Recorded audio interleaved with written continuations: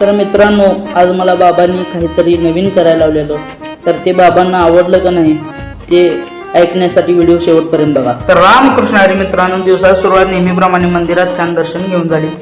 घरी आलो तर मीटर बसवायचे काम चालू होते, ते पूर्ण झाले. दुपार झाली, मग मसाल्यासाठी मिरच्या मोडल्या, बटाटे सोडले.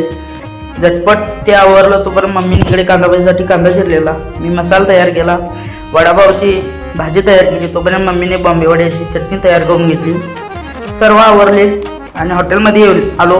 हॉटेलमध्ये आल्यावर सर्व सेटअप लावला. शेगडी कढई व्यवस्थित सेट करून घेतली. आतील सगळा सेटअप लावून घेतोय. तोपर्यंत बाबांनी बाहेरचा गाडा पूर्ण साफ करायला घेतलेला. तर भावांनो, फॅमिलीचा सपोर्ट असला की सर्व काही साध्य होते. तोपर्यंत 5 वाजलेले. मी वडापाव सोडून घेतले. तोपर्यंत कस्टमर चालू झाले.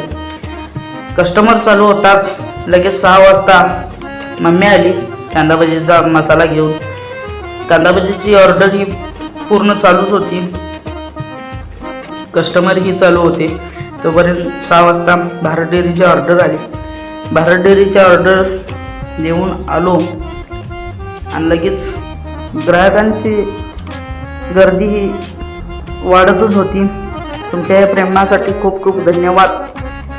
आजचा दिवस माझ्यासाठी अजून एक गोष्टीने स्पेशल होता. आज बाबांना माझ्या आजचं जेवण जेवायचं होते. त्यांना शाही पनीर खायचं होतं. मग हॉटेलातून वेळात वेळ काढून मी शाही पनीर बनवायला घेतलं. मस्त तिकडे हॉटेल चालूच होतं.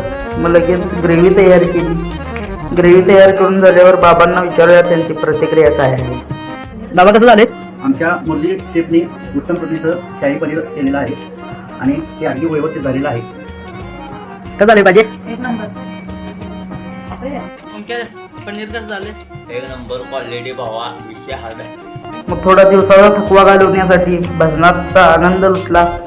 भजन करून आलो. तर व्हिडिओ कसा वाटला भावांनो? आवडला असेल तर लाईक करा, शेअर करा आणि सबस्क्राईब करायला विसरू नका. धन्यवाद.